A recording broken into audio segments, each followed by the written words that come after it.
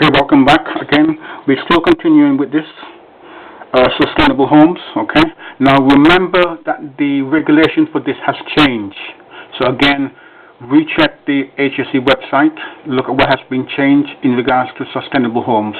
And if you type in sustainable homes in your search engine, it should provide you with the new updated information.